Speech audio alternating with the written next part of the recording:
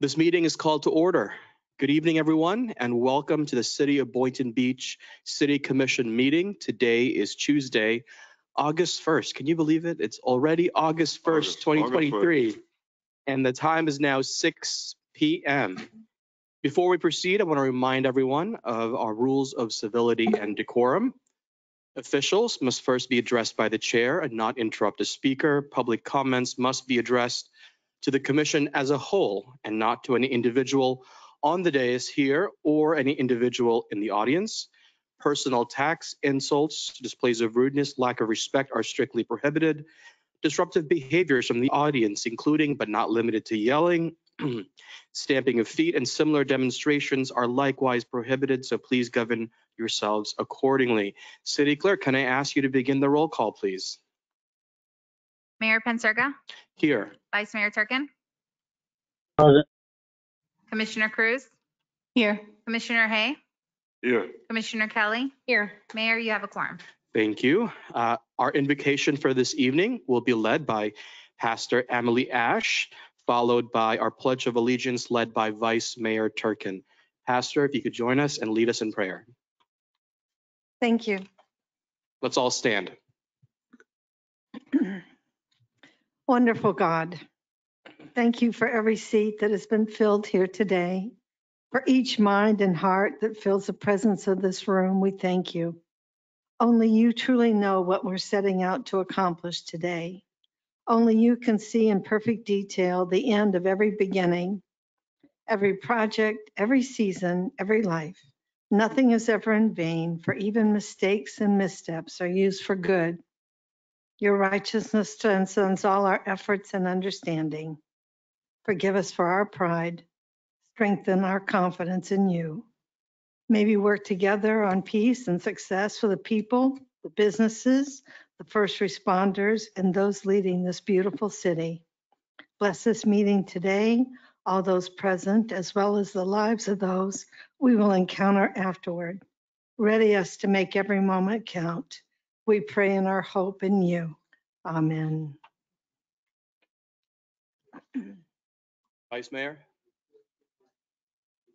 I pledge allegiance to the flag Of the United States of America, To the republic for which it stands, which one nation, one under nation, God, God, indivisible, with liberty and justice.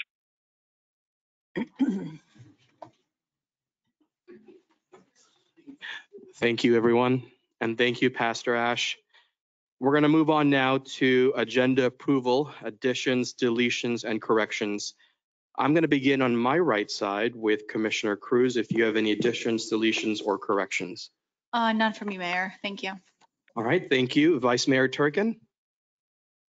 Yeah, I just want to, get an update from staff. I know we have a new new firm in the interim as our city attorney, and I just want to get an update and move forward with the investigation to the town square dealings. All right, so this is an update for the town square investigation. All right. And Council, did you want to chime in? Yes, very much, Mr. Mayor. Good evening, David Tolstis, interim city attorney. In response to the Vice Mayor's inquiry, we are currently reviewing documents, and it's our goal to come up with a scope of work that we can present to the City Commission so we can get a good understanding of what the City Commission would be looking for. And then, associated with that would, of course, also be a cost. And then we can get further direction from the City Commission. I hope to have that in the next couple weeks. All right. So we could say in the next meeting or two. Correct. Okay, thank you for that, Council. Thank you, Vice Mayor. Was there anything else from you? Nope, that's it for now. All right, Commissioner Hay, I'm going to turn to you now. I'm good. You're good. Commissioner Kelly. Nothing for me. All right, now it is my turn. There are a series of items that I would like to request with the support of my colleagues. The very first item is that I am requesting the city manager provide a report on the intracoastal sewage spill, as many of you have seen on the news. I want to hear from our utilities director. I want to hear from the director of our South County Regional Wastewater Treatment and Disposal Facility. I've already spoken to Doug Levine, and he is open to attending and sharing his information. And as part of this report, I would like for the commission as well as the public to know what was the cause of the leak. What did we find out after we identified the physical items? I want to know when it was detected and how it was detected. And what did our staff do after it was detected? What steps were taken? Did we communicate to the public? Did we speak to the residents? And more importantly, what steps is staff taking so this doesn't happen in the future? Or if it does by accident, then we have a plan in place ready to go. All right. I would love to hear from staff a report on the spill, how we got there, and what we're doing moving forward. There's also 3 items I would like to request to add as a future discussion. So nothing today, but preferably by next meeting. The first item that I'd like to request is having a discussion on possibly creating a new charter office. This would be the Office of the City Auditor. This would be a separate, independent charter office that reports directly to the commission. Many cities have this, Lake Worth, West Palm, Fort Lauderdale, and so on. Their role is to review business and management practices. They review procedures, internal controls, procurement practices, and so on. So this is quite common, actually. I think it's time for us to have one. I'd like to have that discussion if there's no objection. The second item is that I would love to have a discussion with my colleagues on creating a citywide cleanliness and beautification program. We've all driven around the city, and I am sick and tired of seeing the dirty sidewalks and medians. I want all medians and public sidewalks power washed and clean. I want more trees added to medians. For example, Commissioner Kelly, along Lawrence Road, I have found out that it is indeed possible to do that. And I want to make sure that our city signs are reimagined and modernized. So when it comes to cleanliness and beautification, I think it's time for us to start having that conversation. The third request, again, a discussion for a future meeting, is I'd like for us to consider outsourcing a firm for the purposes of strategic marketing, branding, and public relations of our city. I think many of you know, if you've Googled Boynton Beach, we have seen too many negative articles. And the bottom line is we either let other people define who we are, or we define who we are as a city. We make that decision ourselves, and then we make sure that we're intentional about spreading that to the rest of the world. I think it's time for us to outsource this activity. This isn't by no means to disparage our staff. Our staff does a wonderful job. I'm interested in going to the next level to accelerate the good work that they're already doing. All right, so these are the 3 discussions I'd like to have, as well as the sewage spill report for a future meeting. Okay, and that's it for me. Are there any final comments or additions from my colleagues? Seeing none, may I have a motion to approve the agenda as amended? So moved. All right, we have a Second. motion and we have a second. Before I call the vote, Deputy City Manager, did you have a question? Yes, sir. Thank you, Mayor. I just ask if you could kind of give us an idea of time frame you'd like to have these discussions and any staff, anything that the staff needs to do prior to, obviously, the report on intercoastal. When would you looking to have that report? So I'm going to leave that for you to decide. Okay. Because that's work that you have to prepare, and I don't know how long it'll take you to do that. Yes, sir. But the other 3 items are just discussions, right? So I don't think there's anything to gather or prepare for. At most, I can imagine maybe preparing what other cities do in terms of their city auditor, what the scope of their roles are and their duties. That might be helpful to have.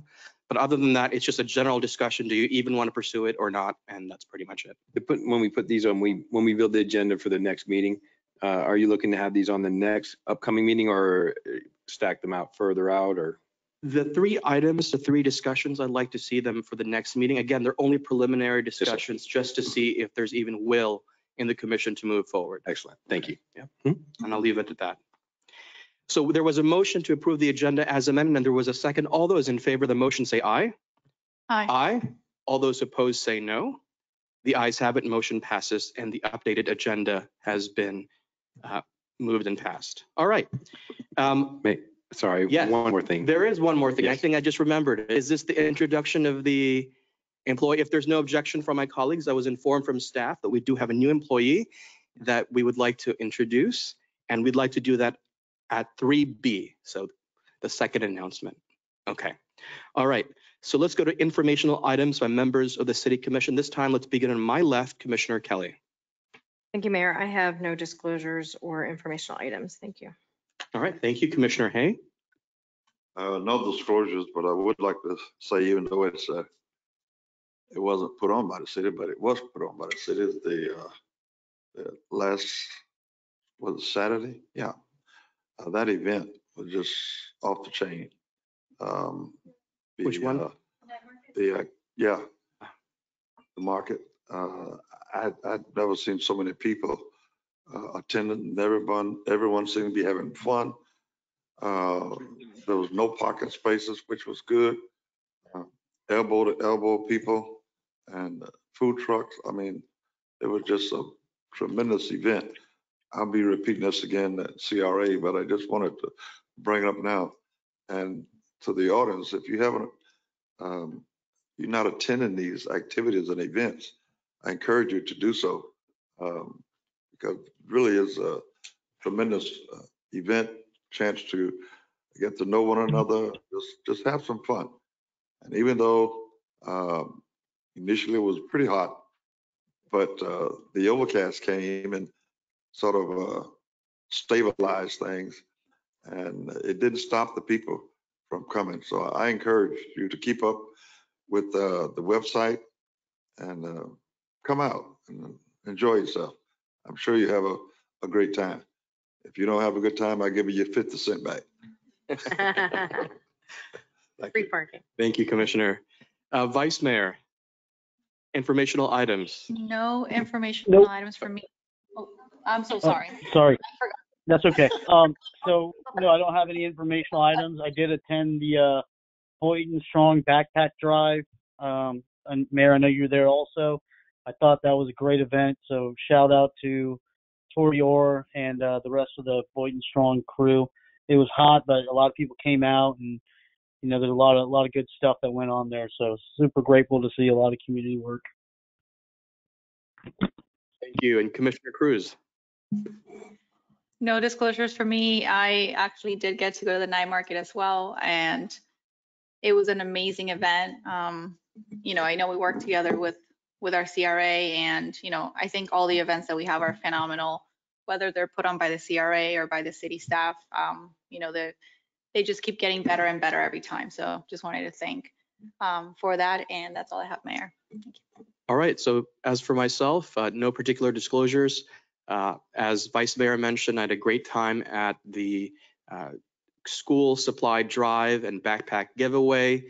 Thank you to Boynton Strong, Tori Orr, Maurice at the barbecue, and so many other people who made that possible. And of course, our NOP officers who were there. I was also, I just want to say thank you, Commissioner Hay, because it is your congregation. I visited this Sunday St. John's Baptist Church and could not be more welcoming and hospitable and gracious.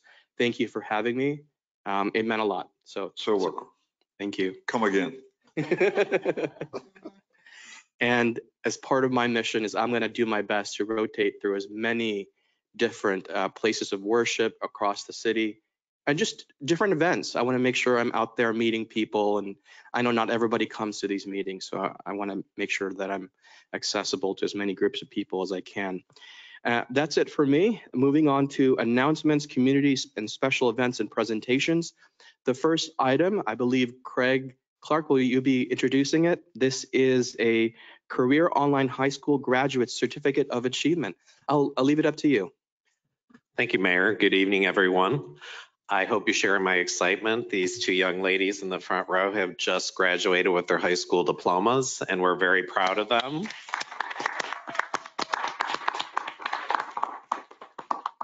Just to let everyone know, the library hosts a program for people who are interested in getting their high school diplomas, and there's information on the back table if anyone is interested. So Mayor, if you would like to begin the presentation? I appreciate that. Absolutely. Thank you. So we have two presentations for Alejandra Garcia and Alejandra, there you are. And the second person is Roxana June. Am I saying that correctly? All right. And if any members of the commission would like to join me, I would appreciate that. Let's go. Yeah, let's go.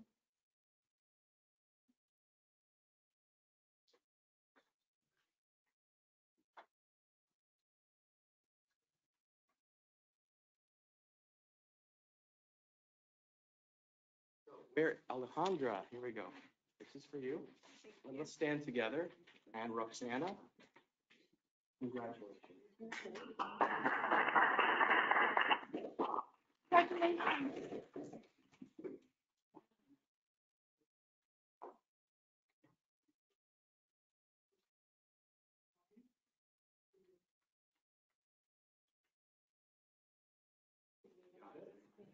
All right, let's give them another round of applause. You want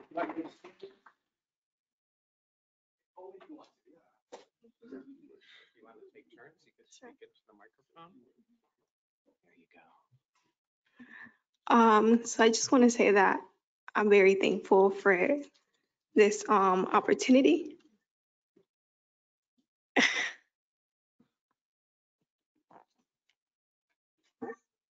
Tell us about you, how you got here, and what this means for you. Just a second. Yeah, take your time. So a little background with me. I ended up having a kid at a young age. So I kind of like quit school to commit myself to become like a full-time mom. Now that she's older, I wanted to take the time to go back to school and show her that the sky is not limited.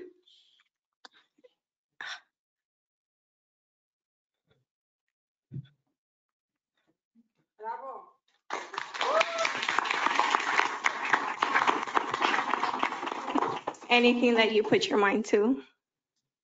And I want to thank my mom because she kept pushing me for this.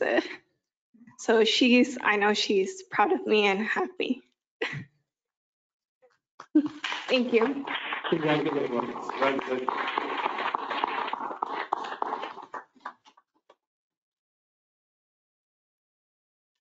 Good evening, everyone. My name is Rosanna June. I'm married over 30 years, and I have 3 adult children. And I'm very proud of me and to achieve my accomplishment to my education. Today is a big day for me in my life because I don't think it's me gonna be here. And I got my kids who I go to my friend graduation. All the time I'm thinking, I say, one day I want to do something for myself. I want to do something for myself. I always started and then drop. And one day I just came here and I called an appointment and then they tell me, come in one day. Then I come in and they make me assign the paper. But then I finished, I said, I checked, then they sent me the lesson. I said, oh, I don't think I'm gonna make it. And I talked to my friend, they said, don't give up, don't give up. And my kids always tell me, don't give up.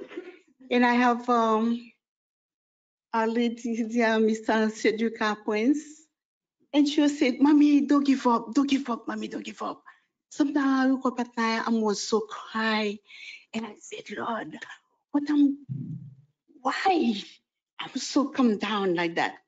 Sometimes I woke up 3 o'clock in the morning and to listen to my lesson. And then I'll go, and after that, I go to church and I come back. And then I'll come back, I keep going. And I'm go to work, and then I come back, I keep going. And I would like to say thank you to you guys to make US the way, especially mommy. to make me what I do today. So I'm trying to see if I'll continue to do certain things because I don't have little baby anymore. So I want to keep going to see what I'm doing. So thank you all very much. I really appreciate you guys and to make this thing up to everybody. Thank you so much, and thank you to my family and friend here for me and then to support me. Thank you all very much, and I say thank you to, and I forget the name. So thank you all very much. Then I come to appreciate to the give to me. Thank you all very much. Guys. Congratulations.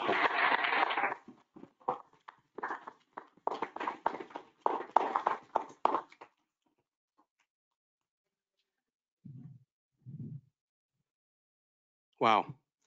We're going to move on to the next introduction. I'm going to call our utilities director to lead that way.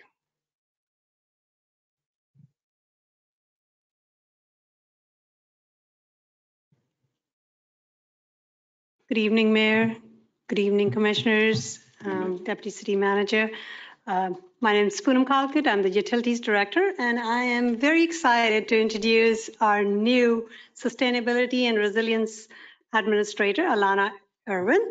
Alana comes to us from Florida Department of Environmental Protection. She was an environmental manager there in the air and Hazardous waste, solid waste, and underground injection control compliance programs. So would love for Alana to really grateful to have somebody like Alana here because she brings some regulatory background to us and helps us grow.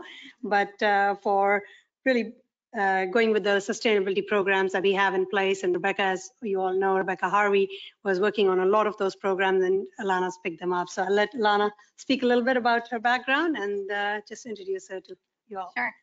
Good evening, everybody on the commission, mayor and vice mayor. So my name is Alana Irwin, as Poonam said. I'm born and raised in South Florida, tried and true.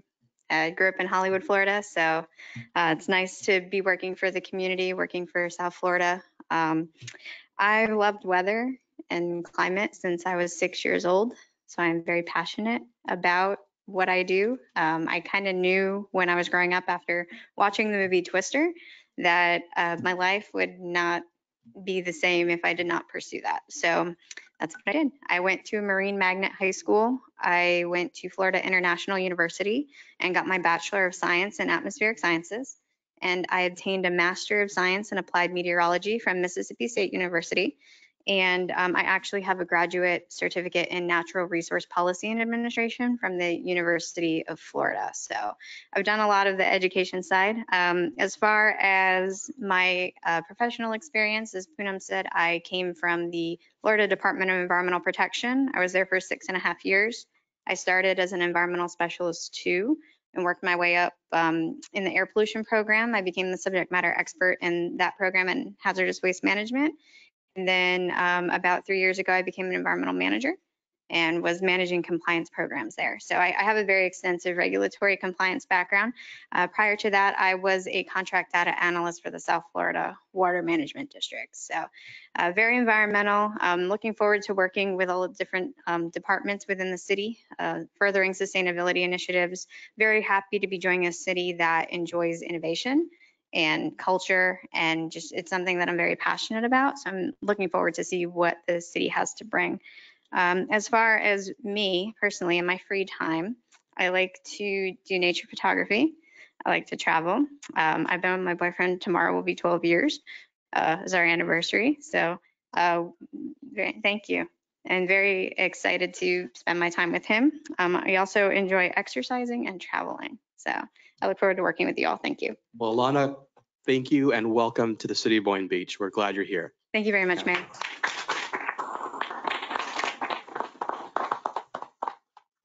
That concludes all of the announcements. We're going to go on now to public audience. You know the rules. It's 3 minutes per person. It has to be pertaining to city business. And this is a time usually for non-agenda items as well as consent agenda items. So if you would like to speak on any non-agenda items or consent, now would be the time to approach the podium. After we conclude with those in person, we're going to go to those online. And when I start the timer, please begin by stating your name for the record. All right, so I see one person on my left. Let me switch the timer and begin when you're ready, sir. Good evening. My name is evening. Harry Woodworth. I live here on Boynton Beach. Speaking for myself this evening, not Inca. Couple things. One, the night market was awesome. Wife and I went down to that and just totally enjoyed ourselves. The layout, whoever did that layout should get an accolade. That was much, much better than previous layouts. Only 2 bottlenecks on the north end on the first thing. The chairs came right in. It was maybe 2 feet to get around there. If you could control the chairs on the ends, that would help a lot. Otherwise, that was awesome. The other thing I'd like to say is the mayor's comments here on the 2 things. Report on the sewer thing. That's awesome. We would love to hear about that because that's happened before and it doesn't seem to get better. If I could ask that maybe the root cause be driving that thing where the people writing it ask why 5 times rather than just the usual it leaked and we fixed it stuff that we're used to seeing. Root cause analysis is pretty well documented. I think most people are familiar with it. Maybe we could get those kind of reports going forward. The other thing is a citywide cleanup. It is beyond my comprehension after living here 35 years why we don't do this. I mean, residents come up here all the time, meeting after meeting. Inca's been up here, the other groups have been up here. We just can never seem to get it done. Y'all got an email from me this week. My wife and I walked from Hurricane Alley down Ocean Avenue. And my dad spent the last 5 years of his life in a wheelchair, and I thought I was pretty sensitive to that. We walked down that street and there was a man pushing his wife, I believe. Everybody that came upon him tried to help. They were stopped at where those stupid trees used to be with the lights under them that completely blocked the sidewalk on both sides of Ocean for blocks. On both sides, there's no way to get around. The man finally gave up and I went back after I watched, they all walked by. I went back, I tried one last time. There was no way on God's green earth to get that wheelchair through there. And after he declared that one, there were 4 or 5 more on each side. That was heartbreaking, guys. I mean, really, we as a city can do better than that. I'm not complaining. I'm just feeling bad about it. I mean, really, as a citizen. The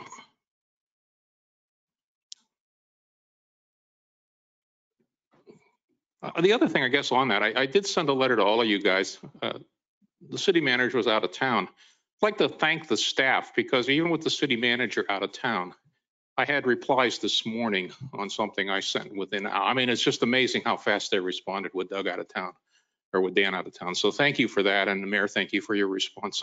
Hopefully the city will do something about that. And this cleanup effort will actually go forward this time because I think most of the citizens are really just bone weary of looking at some of this broken stuff, trash everywhere. I mean, I looked at the Inca records. I can produce 20 some years of documents on that. Thank you. Thank you. All right, we're going to move on to the next speaker. Let's go to my right side, your left. We're going to go back and forth between the 2 podiums and state your name for the record and begin when you're ready. How you doing today? My name is James Young. I'm a citizen of the Boynton Beach. I've been here all my life. I have 8 kids. They have been here. They've been raised in Bethesda Hospital. You know, I'm just here today to say, first of all, thanks for the city, the way they're coming together, the police department, the way they're doing events, their churches, the collaboration, you know, that's what we need. You know what I'm saying? I'm here to say thank you, and I see it's moving. I know the people in the community see it's moving. Everybody's getting engaged. It can be a big future for the future if this keeps going. Also, I have a nonprofit organization that I'm trying to get my 501c3 tax exemption, and I need help. And I'm coming to the city for funding to help me with that so I can do some more things for this community and for, you know, other communities, but mainly this community. I don't know if I can get some help or get some funding, some kind of way to finish paying the rest of the stuff that I need to pay. So that's my thing. It's Positive Energy Corp. That's what I'm about. I'm about putting positive out because what you put out positive is what you're going to get back positive. If you put out negative, you're going to get back negative. And that's what I'm trying to, that's my whole organization. It's got a lot of things. It can round up all the way into the juvenile facilities. It can round up into the federal penitentiaries. It can round up into the jails. It can round up in every which avenue. I can help kids in the neighborhood as far as what we need, things of that nature of where they be. It's a lot of kids that parents are dead. It's a lot of kids that parents are in prison. It's a lot of single mothers that are at work and they can't be there to do things for their kids. So the kids be out roaming the streets, doing things, and they need things to be put in the place where they can go and be there and be accounted for. And I'm here with my organization. That's what I'm here to do. And I need help. I don't know if you guys can help me, but I need help. Thank you. Y'all have a great day. Thank you. All right, next speaker. All right, we're going to take turns. It doesn't really matter to me so long as somebody goes. Hi, Cindy Falco Di Corrado. I know many of you know that we have been discussing in regards to the raise of a 125% increase. I just want to say, as an American, as a person who works and has worked my whole life, I think things should have been done a little bit above board instead of trying to sneak in some items through a proposal for next year without the people addressing it. And I would like to make a statement in regards to that. I hope you don't take this to a charter, because we the people, it's our money and you are public servants and you do work for us. And that if it goes through a charter and that's the way you're trying to get some extra funds or that money that's been put out there for the clothing allowance and the car allowance, etc., it would be criminal against us. Also, I would like to say that in regards to that if you try to do term limits, the only term limits that are acceptable are going back to 2 years instead of adding any more years. It was promoted to 3 years, but it should go back to 2 years if any changes are going to be made in that direction with any kind of a charter idea. Also, I do know that all of you have jobs except for one of you that sits on the dais, and I'm not going to name who. I don't know if that was suggested by that person in order to get this raise or not. But again, we all are hardworking people, and I can understand how hard it is to make an honest living in today's world. None of us are making ends meet. We're trying very hard. We're working extra hard, and we have to be due diligence of our dollars as well. And even though I appreciate that all of you go to functions, it's free food, it's free entertainment. It's not part of your job.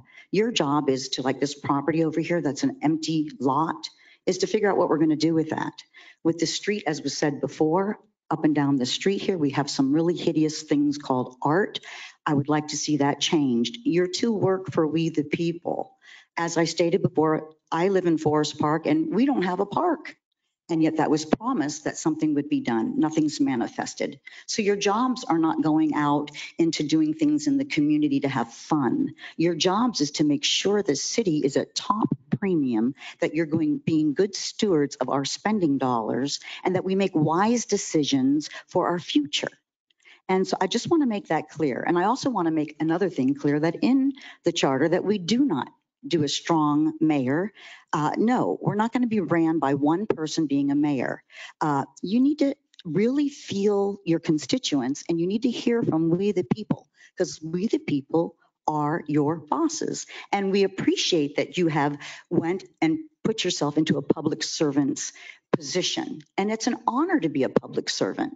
Because you know what? Not everybody gets to be one. And you know what that means? That means that we're trusting you to make the best decisions for we the people. So I hope that you do that. Thank you. Thank you. All right, next speaker. Let me reset the time here. Begin when you're ready. Hi. Have any of you ever been laundering Can you money? just state your name for the record, please? Jackie, and I'm a Boynton Beach resident for 24 years. Have any of you ever been laundering money, or are you current laundering money? Because this is the warning. Because of the money that you are trying to pull out of the city from we the people without our permission, that is considered laundering money. And the military knows about this. They are watching. They see everything you're doing. They see your emails, your texts, your phone calls, and all the video. And they know who every one of you are. So they're our backup. They are the special ops military, and they're watching for us. And they are the ones that are going to protect us. So as to the part about the downtown right here on Ocean Ave, the satanic Luciferian benches, the fist, the portal, and the two faces of the devil that's down over there, these things are Luciferian. We are a family neighborhood. We are a family community, and you had no right to put that in without asking the property owners. So that meant the vote had to go to all of us to say we wanted that, because this is our downtown. We own this town. We own this city. We own this building. We own the library. We own all of it. And we get to make the decisions. You guys only get to decide after you get our vote. So why are you doing this? That's what we don't understand, we the people. And more of us are waking up and we see what you're doing. And it is Luciferian, it is satanic, and it is disgusting display for our children. And you guys need to take it out. All of it needs to be removed. And you need to stop with this whole entire money thing, because that is illegal and you have no right to do it. You don't get to take our taxes. You work part-time. You have $23,000, whatever is what you took on when you took this position, which also, you have the Secretary of Election, you've got Zuckerbox, you've got all of that, you got the mail-in votes. Everybody knows about this stuff too. They're all watching. They've all been seeing everything you're doing. And not just in our town, in every town around us. We know what all of you have done. We know who took the Zucker box, and we know what's going to come up very soon and happen, because everybody is going to be accountable. And the military is going to come in here, so you can repent. You can repent right now, and you can quit your jobs, or you can repent and do the right things in Jesus' name, in the name of the Son, the Father, and the Holy Ghost. You have a chance to repent. Thank you. All right, next speaker. Begin when you're ready. State your name for the record. My name is Anita Gabriel. I live in 121 Southwest 3rd Court. I'm here nearly for 17 years, in this Boynton for 13 and a half years. This is the problem which I faced with them. It's not me, many people. I am coming in representation of many people who are having psychiatric drug, which cause a lot of side effects, like uprolling of eyes, forgetfulness, thought block, so many things. Like I want, like we are investing money on budget on so many things, but not the main thing, medication point. Nobody cares. I can't understand. Please, I know I have texted some people in the dais and I asked many people help.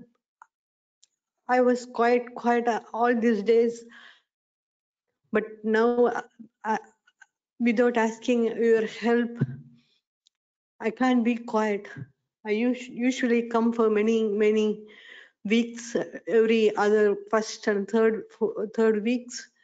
Please, I ask the congregation to help people like me. And sometimes if we have a problem, every other monthly visit, but there is no visit in meantime. If we have a problem with the side effect of medication was being thrown out from the hospital, I texted some of the people in diocese. I don't want to tell the name, but in vain. I didn't get any help from you. Please, kindly help us, the physical and the mental situations. Please take care of us. Thank you so much. Our Father in heaven, hallowed be their name, their kingdom come, their will be done on earth as it's in heaven. Give us this day our daily bread. Forgive us our sins as we forgive those sins against us. Lead us not to temptation. Deliver us from all evil. Thine is the kingdom, power, and the glory forever and ever.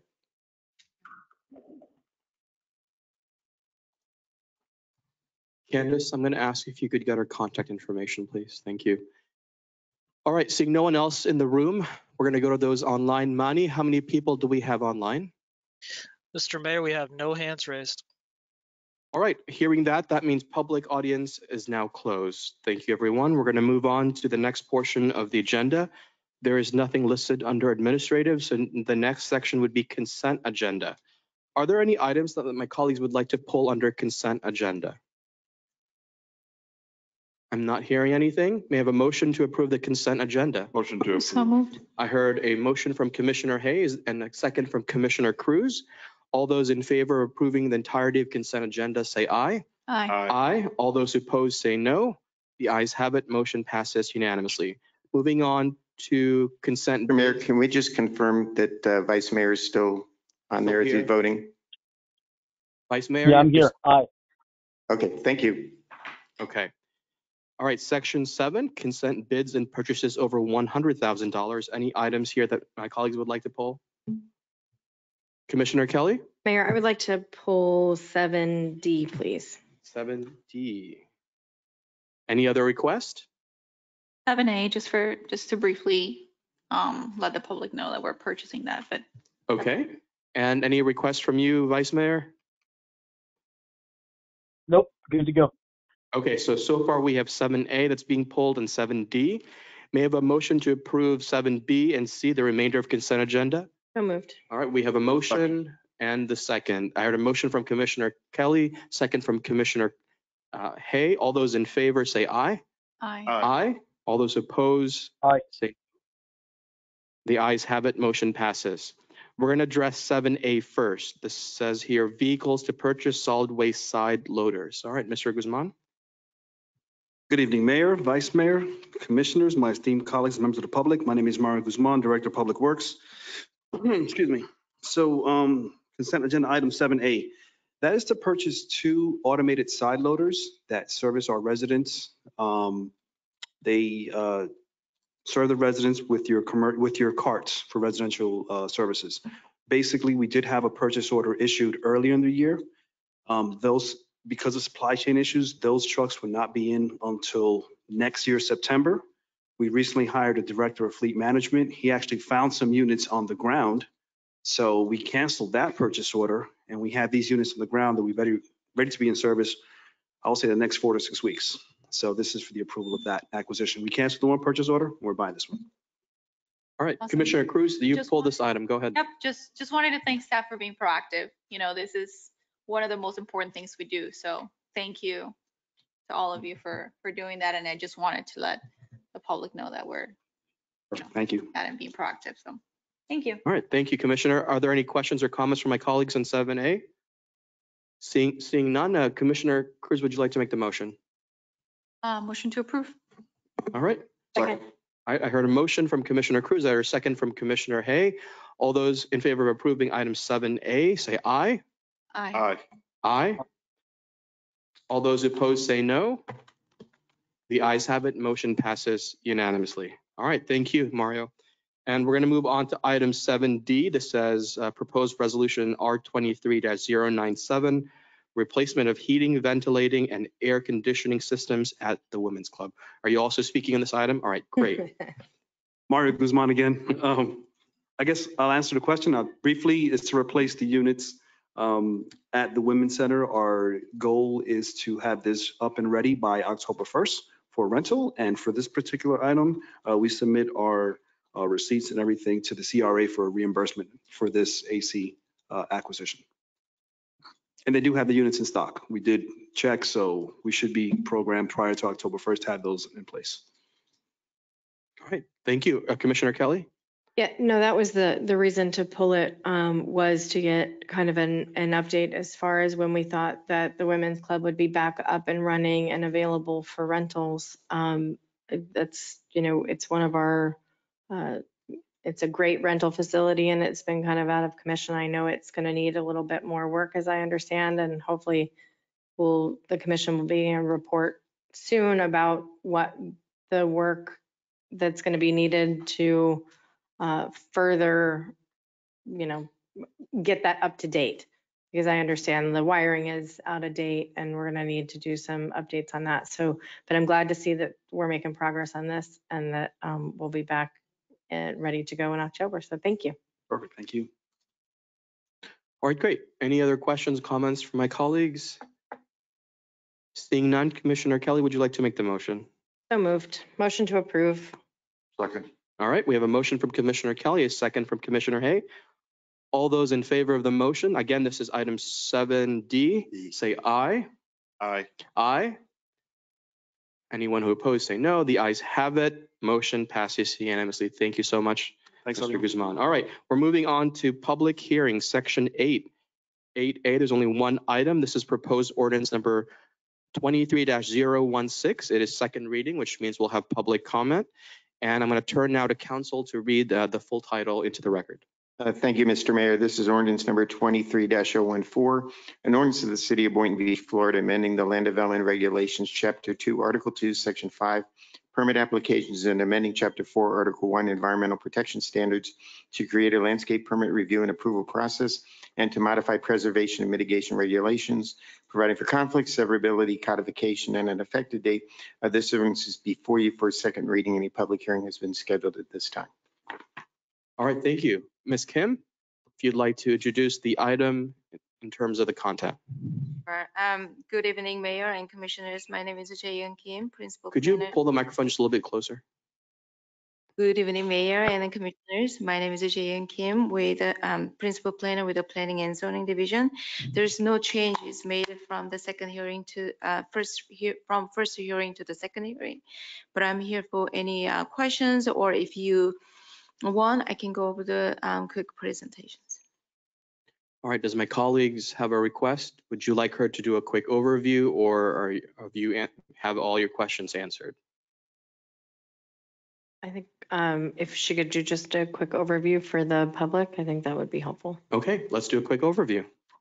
Sure. Commissioner Cruz, did you have a question? Yes, Mayor, just one more thing. Just wanted to clarify if there have been any changes or amendments after the fact, after the first reading. There's Thank you. So first, so this is a summary of the changes. If you, first one is just the challenges are limited to the current code. There is an absence of a procedure to remove the trees or palms, and it's inconsistent with the current landscape industries. As a fact, that this code was amended back in 2010 and then 2011. So it is nearly close to 13 years old code. So discrepancies throughout the Article 1 environmental protection standards.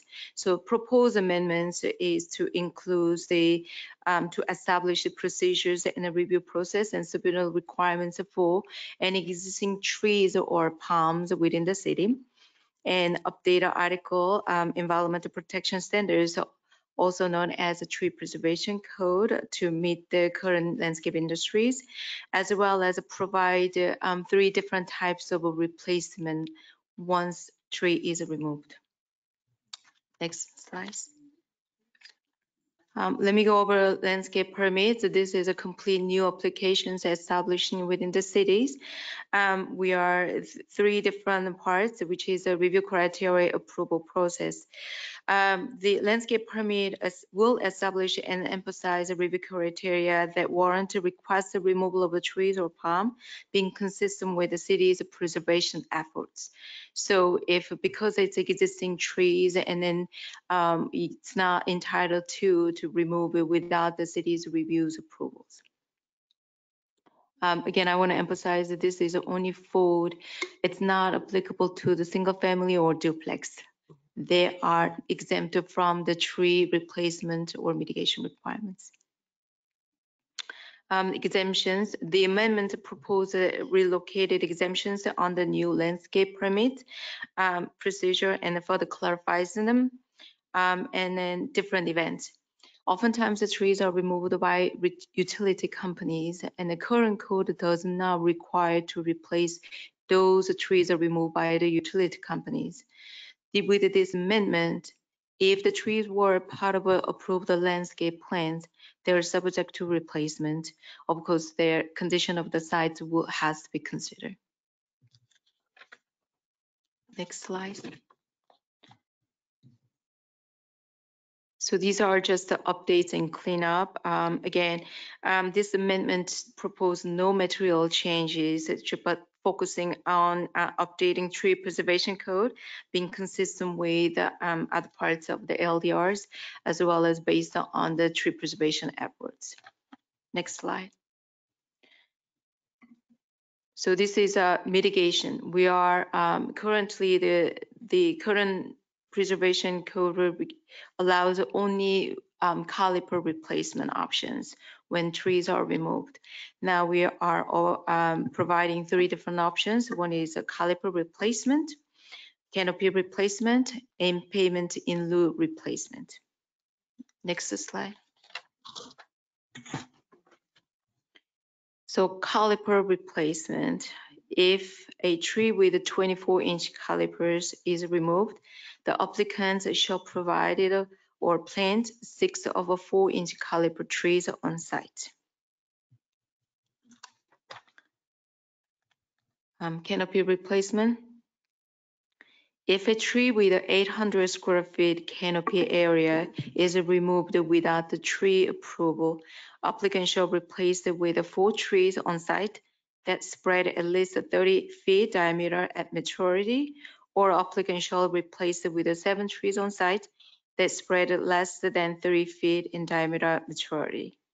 So for example, if the tree with 800 square foot canopy trees canopy area is removed, then 4 oak trees must be can be planted for replacement, or 7 Daehoon holly trees, which is tended to be small trees. Next slide. Payment in lieu of a replacement. Upon the determination that replacement of the removed trees or palm is not feasible due to lack of available planting spaces, the applicant has an option to provide a fund instead of a replacement. Or they can plant the trees as much as they can, and then the remaining calipers or canopies can be they can make the payment in lieu of a replacement. The fees, how the calculation on the payment in the fees actually listed and then provided on the applications, which is, I believe, item. Do you see items agenda?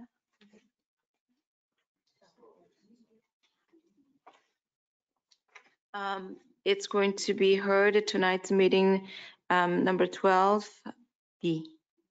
That's a landscape permit application that is including the itemized payments in lieu fee and how to calculate it. That concludes my presentation, and I'm here for any questions, please. All right, thank you, Ms. Kim. I'm going to turn now to public comment on this item specifically. If you would like, and then afterwards we'll go to the commission for a final discussion.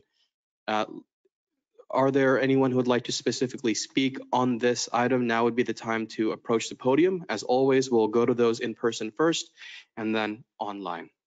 Okay, where's my timer? Cindy Falco Di Corrado. I would like more clarity. So sitting there hearing this for the very first time, it just sounds like you're going to be removing palm trees and different trees from where and why? And then does the public pay to have the replacement? I saw you have a trust fund, but where is the monies coming to replace the trees?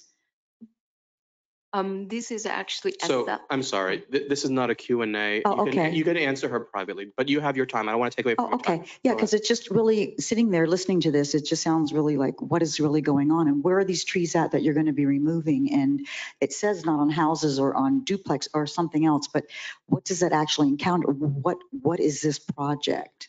I just need more clarity. I think the people, as we're sitting here talking amongst ourselves, we're wondering, what is this really all about and why are we doing this? Thank you. Thank you. All right, anyone else who would like to speak specifically on this ordinance? Okay, let's go to those online. Manny, do we have anyone with their digital hands raised? Mr. Mayor, we have one single hand raised. All right, give us the name and I will let you know when you have 30 seconds on the clock, and don't forget to state your name for the record. Okay, our person is Mark Meyer. Mark, you're unmuted. Go ahead. Hi, can you hear me? Yes, go ahead. Hi, thank you. For the record, Mark Meyer, 633 Ocean Inlet Drive. Current president of Inca.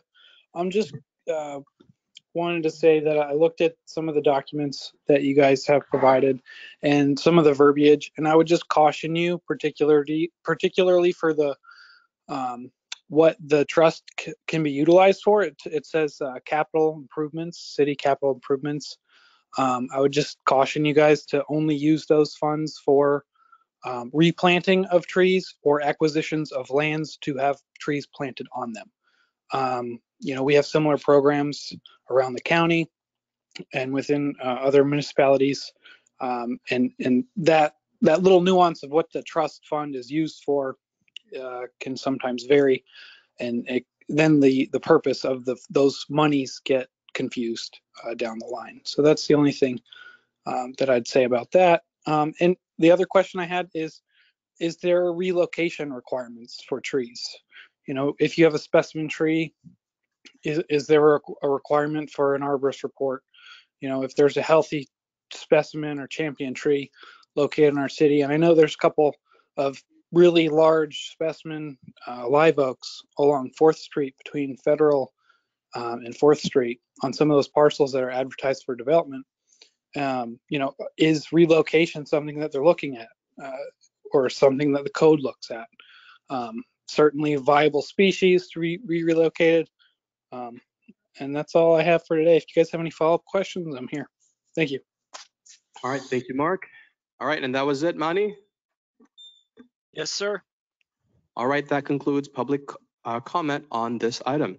So I'm going to turn now to my colleagues in the commission. Are there any questions for Ms. Kim or general comments? Go ahead. Let's start with you, Commissioner Cruz. Thank you, Mayor. Yeah, I just wanted clarification on something that was just mentioned, and it is 3 payment in lieu of replacement. Can we have the city attorney maybe verify the legal language and what those funds can be used for? According to the language, it says the tree trust fund shall be utilized to plant trees and palms in accordance with the standards in Part 3, Chapter 4, Article 2, landscape design and buffering standards associated with city projects or capital improvement projects. So the way I'm understanding it is that it's to be used to plant trees and palm trees for city projects and or capital improvement projects, not for those projects per se.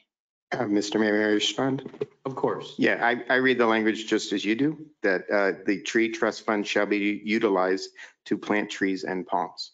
So those trees and palms will be planted in association with city projects or city capital improvement projects.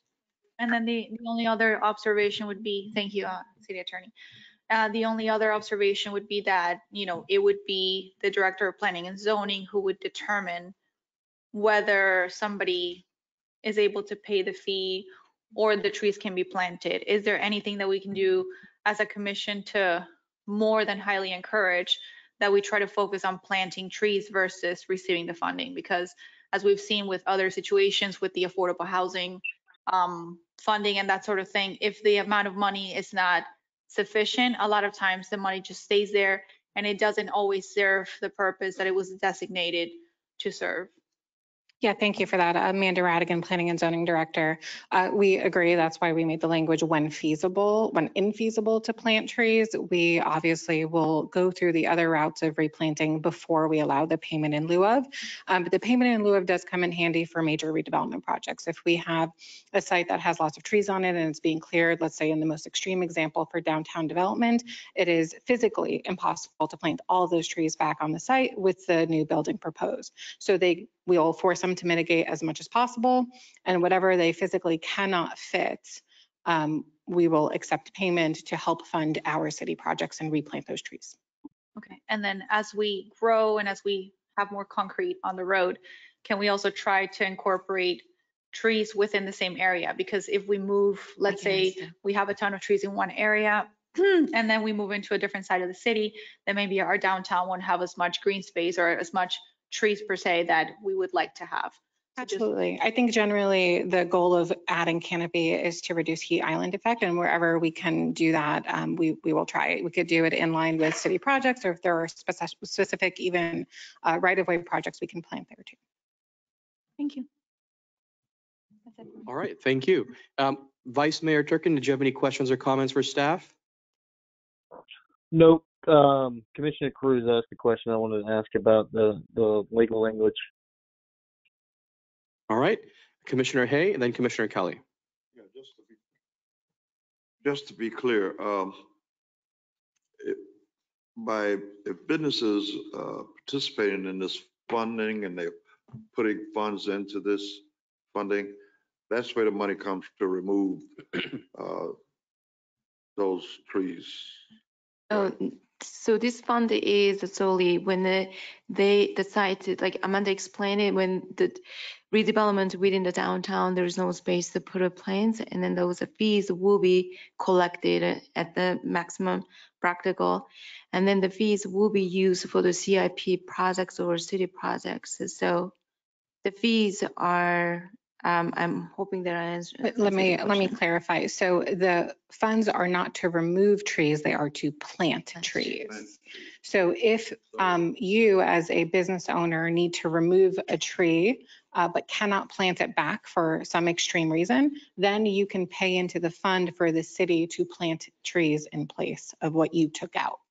So in a situation where the business would like the tree to be removed, but it's so huge, it's too expensive, there any assistance, or how does that work? That's still on their own, and then you replace it with something equivalent? If the tree is required to be mitigated, it would need to be mitigated in one of the three mechanisms: caliper, canopy, or fees. But I understand that what you're saying is that the tree is huge and it's going to be cost to remove the trees, and then can this fund be useful? Is this your question? Right. Unfortunately, this fund is really established for the city projects and CIP projects for general public benefits. It won't be utilized for the private entity to remove the trees. I would add that the only work around that would be to get any relief from the landscape section would require a variance. So if you needed to pull something that was outrageous and costed a lot, it would require a variance to not mitigate what you were pulling out. So that's something that you guys will go out and evaluate, see if they qualify? Once we get the Because proper. I know of a situation where the tree is hanging over the building, is dropping pigs on it, is causing damage to the roof. Yeah, you can causing have damage to the them. driveway. Sure, you can have them contact us directly. We can point them in the right direction, either with a professional who can help get the proper documentation or whatever else is needed. We'll be happy to work with them. Thank you, Mark. Sure. Okay, thank you. Thank you. All right, Commissioner Kelly. I don't really have any, my only question, and it was brought up by someone in the public. Amanda, can you talk about why we wouldn't address any sort of requirement to have somebody relocate a tree? I know the city has voluntarily relocated some trees in the past. My understanding is that it's very costly. And so I'm just wanting you to weigh in on that and why we wouldn't put those requirements in this document. It's difficult to require relocation because the ability to relocate a tree successfully depends on the tree itself. So we usually use that the same way in a building. Some design things are done between staff and the applicants. We would work with them to get relocation when possible. But the truth is, once a tree is mature and relocated, a lot of times it wouldn't be able to survive once it's relocated. So when possible, we would support relocation. When the trees cannot be relocated, then they would need to be mitigated.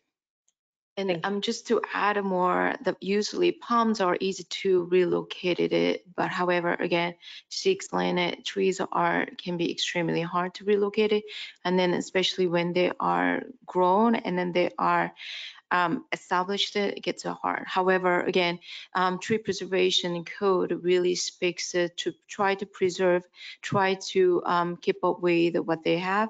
And now any trees that preserved on site or relocated on site, they can be calculated part of a required landscape requirement. So the developers can take the credits when they preserved or relocated. Great, thank you. That's all I have, Mayor. Thank you. All right, thank you, commissioners. We've heard from staff, we've heard from the public, we've heard from the commission. If there's nothing else, I'll entertain a motion to approve. This is item 8A, proposed ordinance number So moved. 23-014. I heard a motion from Vice Mayor. I heard a second from Commissioner Hay. All right, I'm going to ask now the city clerk to begin the roll call. Commissioner Kelly, Yes. Commissioner Hay, Yes. Commissioner Cruz, Yes. Vice Mayor Turkin, Yes. Mayor Pensurga, Yes. in a roll call vote, the motion passed unanimously. All right, thank you, Ms. Kim, Ms. Radigan, thank you. We're going to move on to the next item. There's nothing under city manager report. The next item is unfinished business 10A, update on in-house city attorney and direction from city commission. We're going to hear from our HR director, Tennille DeCoste, on where we are in the process and what our options are moving forward.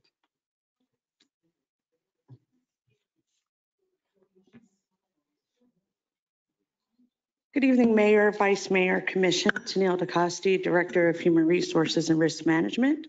As you're aware, we began this process on June 21st. The job was posted until July 22nd, and the qualified candidates were sent to the commission on July 24th via email, and we created a binder for each of you. Today is August 1st, so now I need direction from you. As you're aware, there were 13 candidates that applied. 4 candidates were disqualified, meaning they did not meet the minimum qualifications. So we have 9 candidates that passed. References were checked, minimum qualifications were verified. So I need 2 things from the mayor and commission. How many candidates does the commission want to interview? And choose the candidates you would like to interview. Per my schedule, interviews would go during the week of August 7th through 11th. And then the selection of the top candidate will be given at our next meeting, August 15th. That's all I have for you. All right. Let's begin on my right, Commissioner Cruz. We can always begin on my left. It's okay. Okay. Or I could begin. Thank you to our Human Resources Director and staff. We did get to, I reviewed all the resumes and we got to have a pretty lengthy discussion about each of the applicants. There were 2 applicants who I thought would be probably best qualified. At the same time, I think that this is a big job. You know, it takes 4 commissioners to agree on somebody to even get somebody selected for this role. And a lot of times the last attorney we had lasted for what, 30, 40 years or so. So, you know, it's really important for us to think about how important this position is. And we want to make sure that we get the right person selected. I did tell you and your staff which 2 I thought might be most adequate. At the same time, I think that we might want to move forward with maybe interviewing those 2 candidates. And then in addition to that, continuing to open it up for another 30 days to see if we can get any more applicants to come in. And if we do, great. If we don't, then we'll just continue to move forward with the process. That's kind of what I had in mind, Mayor. I missed the last part. I'm not going to lie. It's okay. But I'm also not going to pretend to have heard what you said. So what I said was we did go through the applicants. We read all the resumes, experience, and so on and so forth. We discussed it with our Human Resources Department. And there were 2 applicants that I was very confident about. There was one that had good experience, but I had a bit of concerns with the length of time at each employer. So that was the concern that we discussed. What I would like to do is maybe move forward with the 2 candidates that we agreed that was probably the better 2 candidates. And then in addition to that, continuing to have the window open for another 30 days to see if we can get any more applicants in and have more of an opportunity to get the best candidates possible. So that is where I stand, and I kind of want to see where the board. All right, thank you, Commissioner. So if I understood you correctly, you're saying we can start interviewing people if that is the desire of the commission, but you're also suggesting keep the door open. We might get more people. And what's your suggestion? How many more weeks open? I would say 30 days, the same way that we originally had stated, and then seeing, as we get more candidates in, maybe we can continue to have those conversations with our human resources department. All right, thank you, Commissioner. Vice Mayor, let's go to you. Thank you, Mayor. Yeah, so my thoughts are similar. I would like to, I would like for us to kind of maybe do this how we did the city manager, where we picked our top 5 or top 3 candidates. I had also sat down with Tennille, shared my top 3, and start the interviewing process. At the same time, we do have an interim, and so I do want to allot some time to see how they do as well, and keep that door open. So I'm not opposed to leaving that 30-day window, but I do want to at least get started with some candidates and get the interviewing process going. Vice Mayor, thank you for that. Just for clarification, I think there was a slight difference between what was said. Both of you and Commissioner Cruz are interested in interviewing, but you're saying keep the door open for potential new applicants. Did I understand you correctly? Yes. Okay. All right, let's turn to my left now. Commissioner Hay, what are your thoughts? Well, initially, I looked over all the candidates, and at this point, I'd like to move ahead with 3 candidates and start interviewing. And again, I could go along with leaving the door open for 30 days in case, we get Superman in his organization to pop up. Or woman. Or woman. Superwoman. Yep. But as I see it right now, I'm ready to move ahead with 3, and let's get started. All right, and thank you for that. Commissioner Kelly, what are your thoughts? Thank you. I have not been able to narrow mine down quite as far as some of my colleagues. I think that this is, one of the characteristics that I'm really looking for is somebody who has city government experience. We can outsource every other area of law, but having somebody who is comfortable and familiar sitting on the dais and assisting us in efficiently running meetings is one of my keys. And so I guess if that was the only thing I was looking at, then I could narrow it down to the 2 people who had that experience, but I'm not comfortable limiting it just for that purpose. I would like to start the interview process. I don't have it narrowed down to so few, like some of my colleagues. That's kind of my position. I was kind of going with what we were doing, where I kind of narrowed it down to 5. I took out the definite no's for reasons, and then and had my list of possibilities just coming into this meeting, since it's the first time we've talked about it. So that's kind of where I am. I'm kind of indifferent on leaving it open.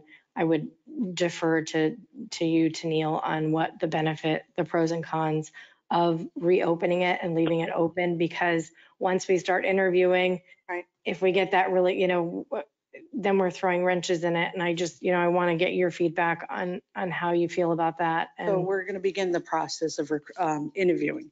If we open that door, if we find that candidate, but we have it open that candidates are going to still apply. It doesn't hurt to leave it open, but we are starting that process to start interviewing. And if you find that superstar, which we do have some excellent candidates, in my opinion, a couple excellent candidates, I think it moves the process forward. But it doesn't hurt to keep it open. But I just think that if we're going to start interviewing, that we move forward with the interviewing, and those who apply after, I mean, are we going to interview them as well if you find that superstar here? So that's my only concern. Are we wasting other candidates' time with keeping it open? Again, it doesn't hurt, but that's what I'm worried about. All right, thank you. Commissioner Hay, then I'll come back to me. Okay, just one question for David and your firm, Tulsa. I understand that you guys are willing to stay with us until we find there's no time limit with you guys, is that correct? That's correct. We're here for as long as you'd like us to be here, Okay, however long that might be. all right. Thank you, David. All right, thank you, everyone. My position is a little bit of everyone's position. I think we all understand the gravity of this. I mean, the last person to hold this position was here for 30, 40 years, something in that ballpark range. I don't want to get this wrong. And what I would like to do is open for another 30 days. I agree with you. There are some good candidates, but it's not about, it's really, for me, it's really about not having regrets. So I want that extra 30 days. Okay. And I would recommend to my colleagues, if you can wait, why don't we just wait to interview everybody after that? I mean, unless you really want to, I'm not going to stop you, but I don't know if it makes a difference. It sounds like you can interview as long as you interview anyone else down the road that you think is interesting, to be fair to them. Or we could just all wait, do it all one time. But So if I may, No. Mayor? yes, go The ahead. only concern I have, if you wait another 30 days to interview the candidates that's already been on hold for 30 days, they might drop off. That's the only thing you have to think about. We might lose those Well, candidates. I understand that, but my response would be, listen, this is a job of a lifetime. Absolutely. You're going to have for decades with great benefits. So if you can't wait 30 more days, you probably shouldn't be here. But that's my take on the situation. But Commissioner, hey, you were about to say something. Did you want to say something? I have another question. Yep. Have we decided on what we're trying to narrow it down to? Was it 3, 5, or 4? Have we made? No, that's up to us to decide collectively. I think 3 is always a safe number, and if you feel compelled to have more than top 3s, then sure. But I think top 3 is always a safe. The reason I'm bringing that up, because after looking at them, there are 4, but I can easily go to 3 right now. Okay. So I just wanted to know, what's our target? Are we shooting for 3 or 4 or 5? That would help me in eliminate and selecting the ones that I want to move forward. Okay, let's figure that out now. My recommendation is having a top 3, and we'll all come back and we discuss who our top 3 is.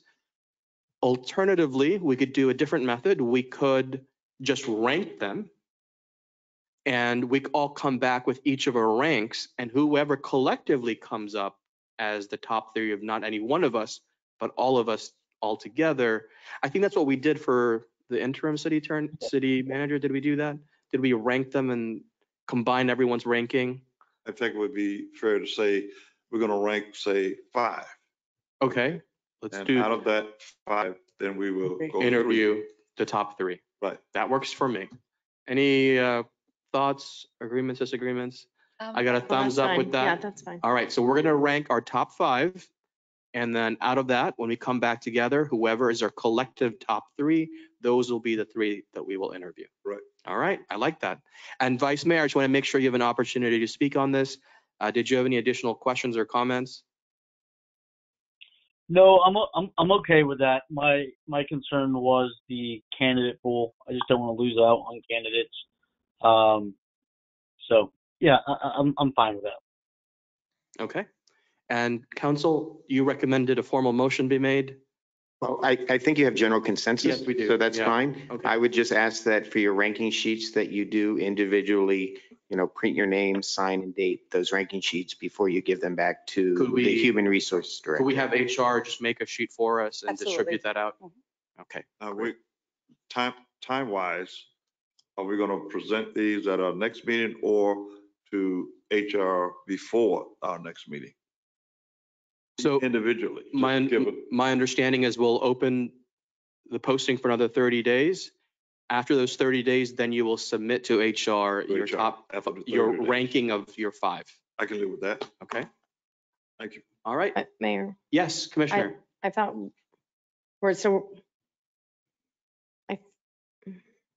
I'm hesitant to wait to interview and rank for another 30 days because we do have quality candidates and we can start that process. And then, because then if we wait 30 days and we don't get any, or we get some that aren't qualified or drop off, then we're starting the process all over again. So, I mean, that's, understand.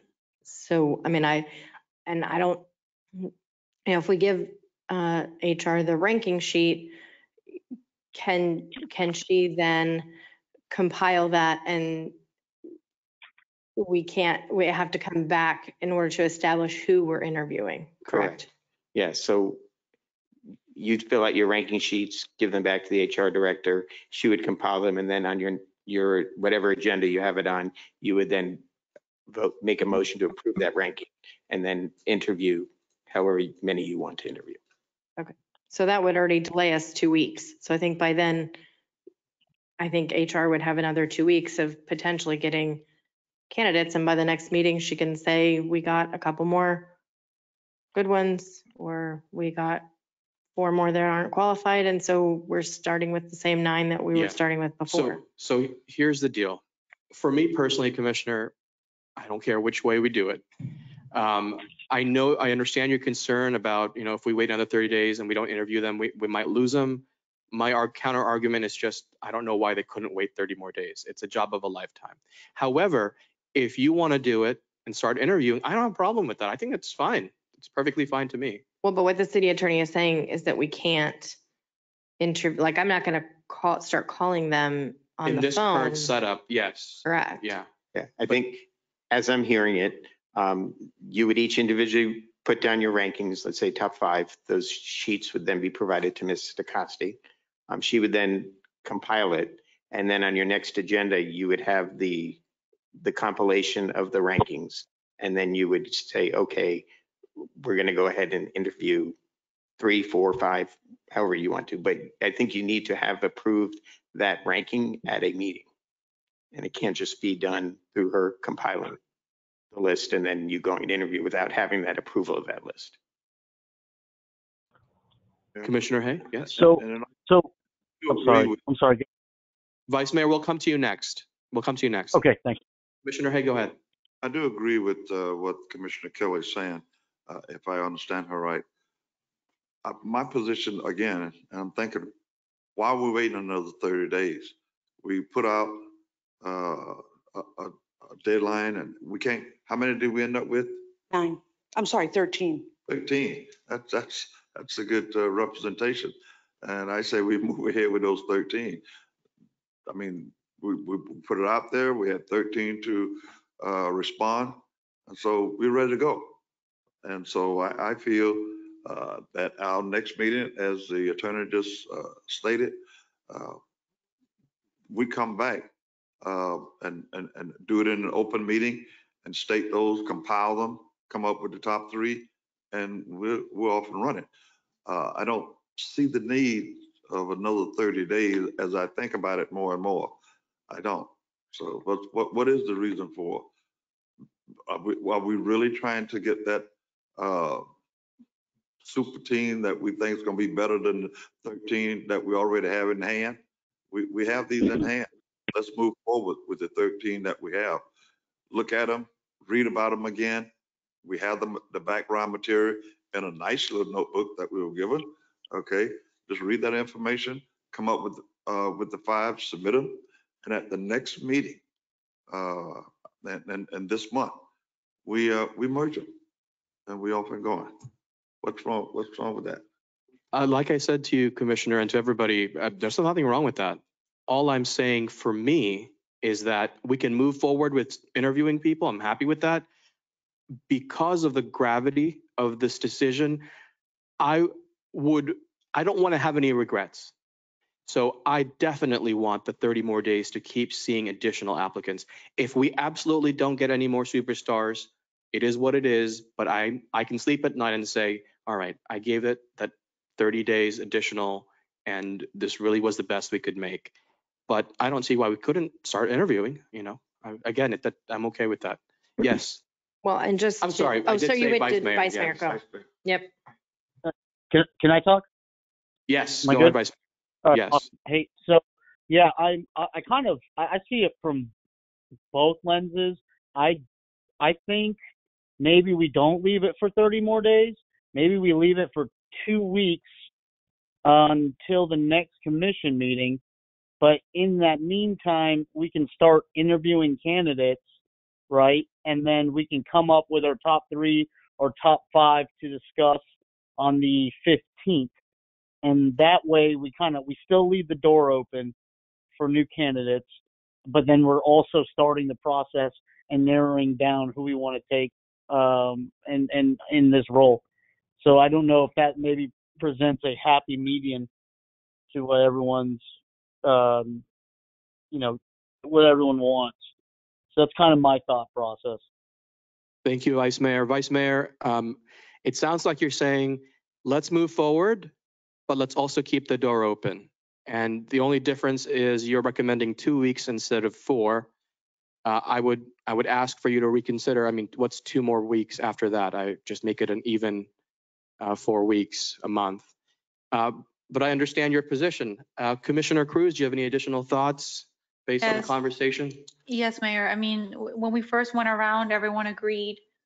Well, I think, I don't know if every single one, because it's been a few minutes, but some of the commissioners agreed to move forward with another 30 days to make sure that we get enough applicants and more applicants to make sure that we can get all those backgrounds filled.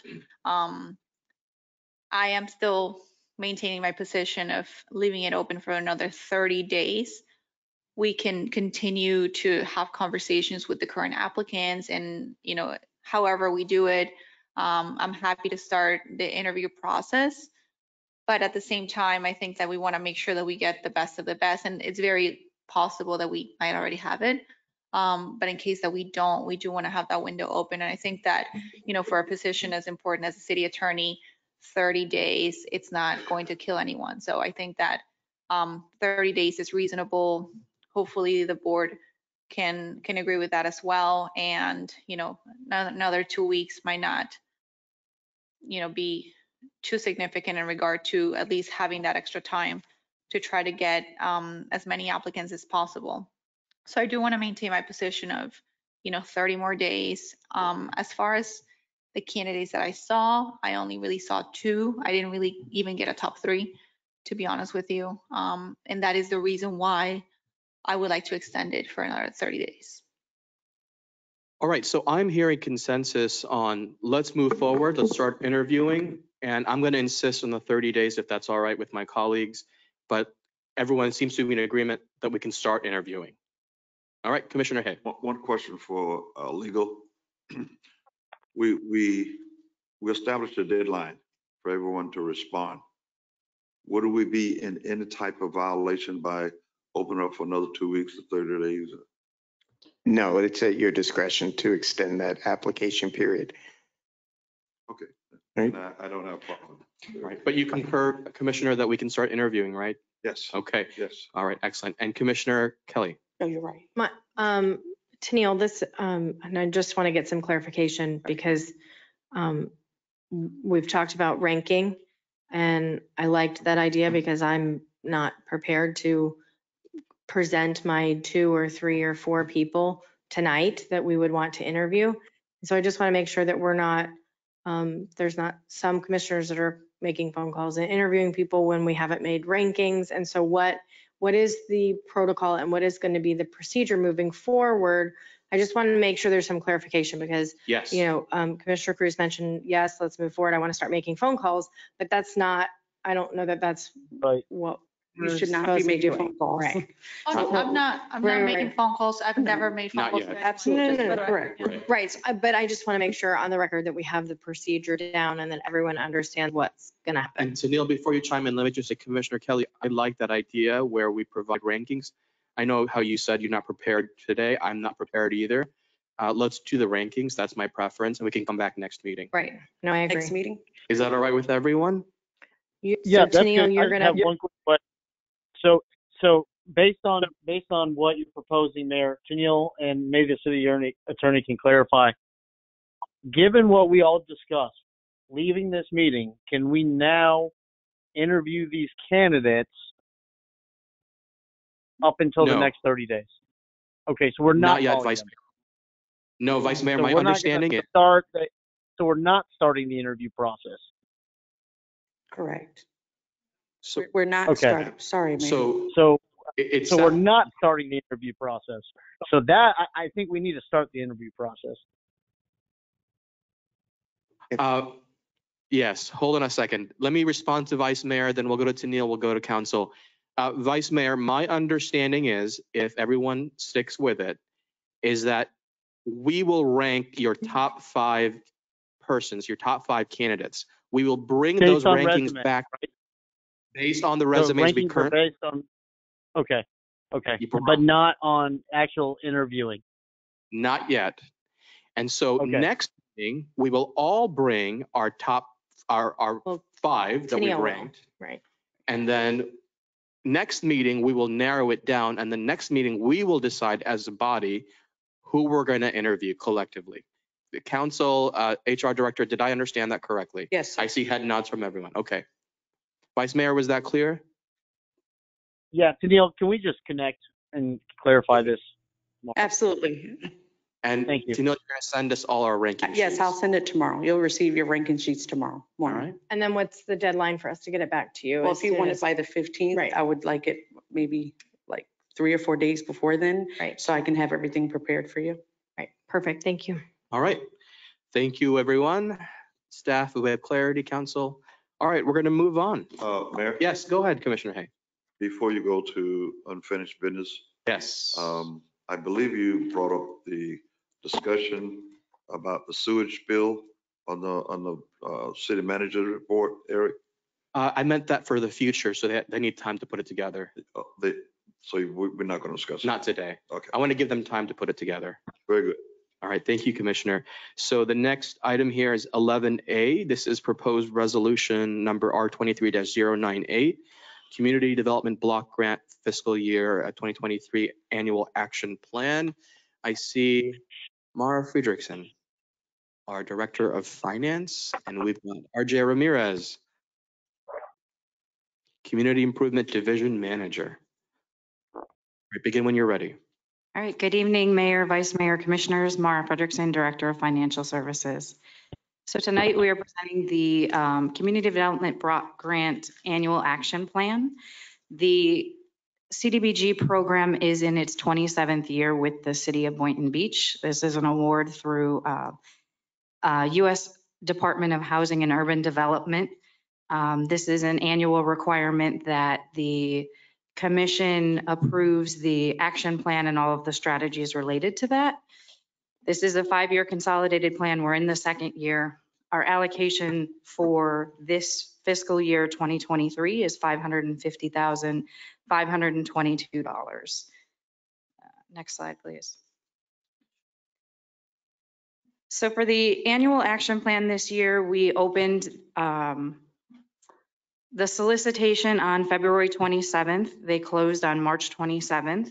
And each of the applicants were scored based on a score out of 200 based on community need, location, population, budget, overall summary, and organizational capacity. In the public services activity, which is 15% of the $550,000 allocation or $82,000 that we can allocate towards that, there were 6 applicants. The scoring committee ranked 3 of those as the top applicants, those being Boynton Beach Faith-Based Community Development Corporation for Aging in Place, Pathways to Prosperity, which is a Circles program, and Legal Aid Society of Palm Beach County, which is a fair housing project. Each of those ranked in order 181 out of 200, 179 out of 200, and 173 out of 200. And in the program services, we had one applicant submit under housing rehabilitation activities. That was Boynton Beach Faith-Based Community Development Corporation, and they scored 175 points out of 200. This activity is 65% of the $550,000 allocation, or about $357,000. Next slide, please. The three programs that the scoring committee selected for public service activities are the Aging in Place, which is Boynton Beach faith-based. The original applicant requested $45,000. Staff is recommending $40,000.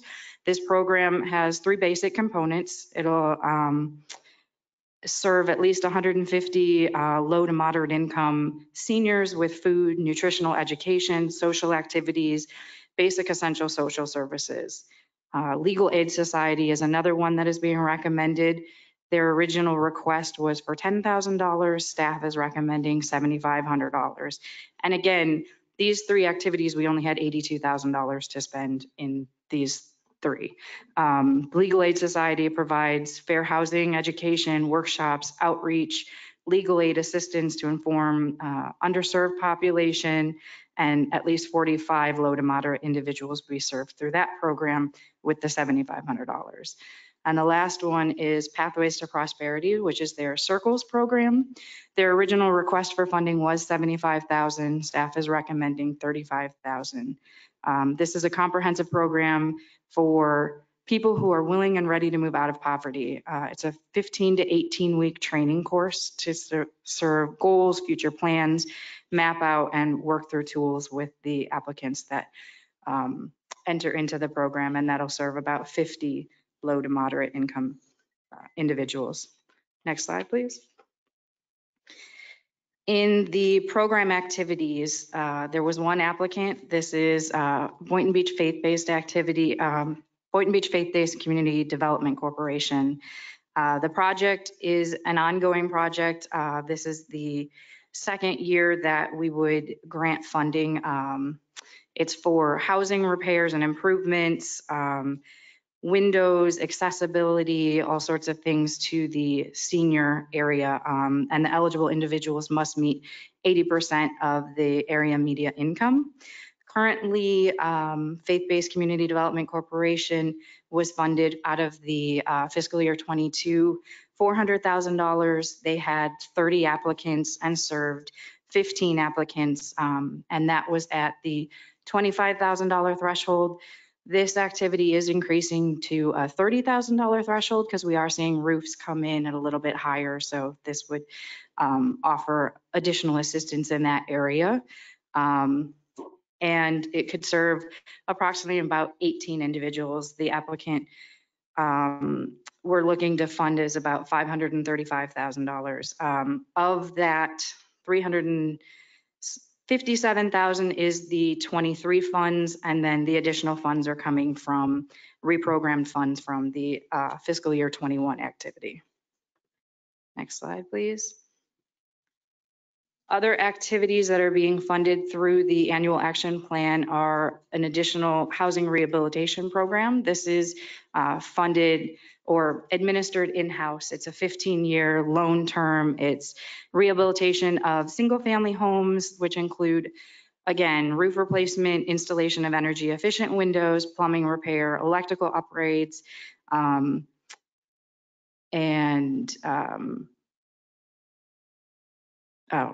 in an effort to eliminate slum and blight. And then additionally, the planning and administration on the internal staff is about $110,000, and it's limited to 20% of the $550,000. Next slide, please. So this is just a breakdown of each of the activities. Again, CDBG program administration is $110,000. In the public services activity, we have $40,000 to faith-based CDC, $35,000 to Pathways to Prosperity, $7,500 to Legal Aid Society. In the program services, Boynton Beach Faith-Based CDC, it would be receiving $535,000, and then we would be administering $156,000 towards rehabilitation. So the total entitlement for this action plan is $884,000, and $334,000 of that is a carry forward from fiscal year 21. And that's all I have. Do you have questions for me?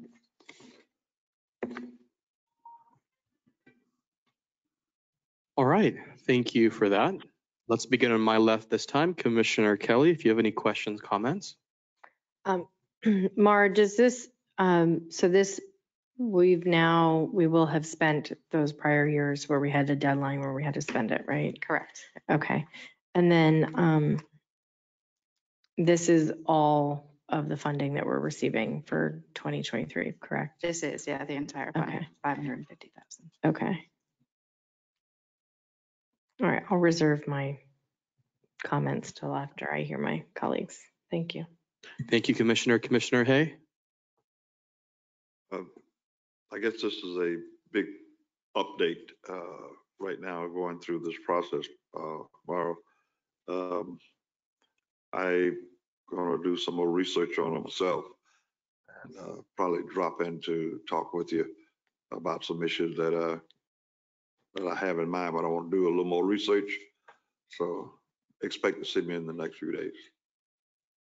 Okay. All right, Vice Mayor, your turn. Yep, two questions. First question. So can these CDBG funds, I know last year they tried to sneak in the fire truck with this. My question is, can this be used for, this is eligible for seniors, correct? As long as they meet that median income threshold? Correct, yeah. So one thing I want my colleagues to think about, Sterling Village, 55 plus community, they're experiencing what I think majority of Floridians and Americans are experiencing with this crazy insurance fiasco that we have going. They had their clubhouse burned down, unfortunately, over a year and a half ago.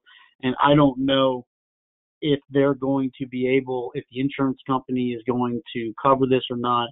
And so, I would like to see what we can do, if it's even feasible or realistic or legal, to allocate some funds for that clubhouse.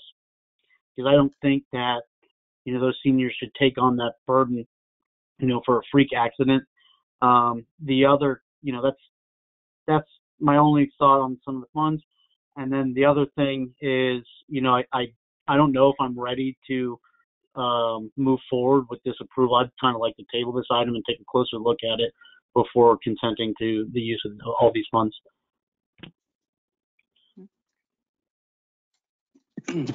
RJ Ramirez, I'm the Community Improvement Manager, Mayor, Vice Mayor, and Commissioners. This item, Vice Mayor, need to be submitted to HUD by August 16. So that's a federal regulation. And this item had been up for public comments and review for the last 30 days. So if Commission need to make any changes, you can therefore do that, absolutely, but it have to be within the next few days because it have to be submitted to HUD by August 16. When is our next meeting? And No, you're saying the 15th. And you're saying it's due the 16th, one day after. Okay.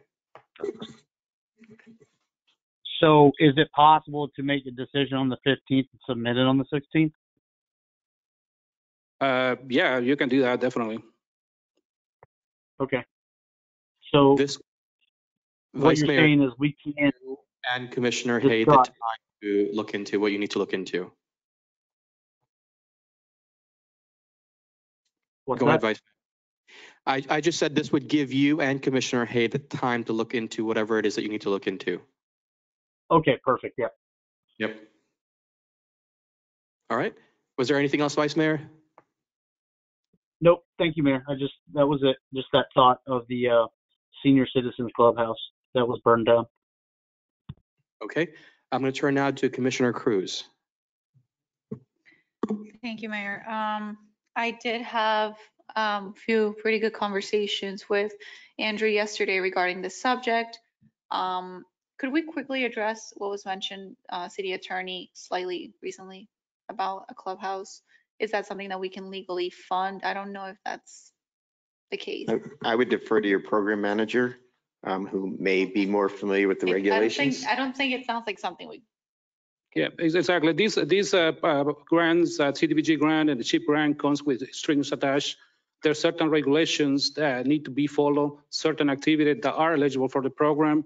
Private HOAs or any private institution or for private use that is not going to benefit the low to moderate income individual are no eligible activities. I can provide City Commission the different eligible activities that goes along with this program. So we need to be very, very selective on the type of activities that are going to be funded through this program. There is a process that goes along with this program as well. So, and if anything that is submitted to HUD after the plan has been pre-approved for you guys by next commission meeting, for instance, then had to be an amendment that had to go for public comments, for no 30-day public comments. So there is just a process on this. I will definitely provide the list of eligible activity to City Commission so you can review what is eligible or not. And also I'm available anytime that you can approach me through Mara or whatever means you wanted to use, so I can be able to clarify any question that you might have about the program. All right, thank you, Commissioner. Did you have any more questions? Yes, I haven't even gotten Keep started going. yet. Keep going. Go ahead. Thank you. Yeah. Okay, so I was seeking to understand the process. And so I see we did an RFP and there were 7 nonprofit organizations that applied to this RFP. There were different categories. I'm fine with the first batch of categories. The one that I kind of have questions about would be the housing rehab activities. Looking at the total amount, I think that we're looking at $535,000 for the rehab program. Is that correct? Okay. And then there's an additional $156,000, close to $57,000 for the housing rehab program for the 15-year loan term.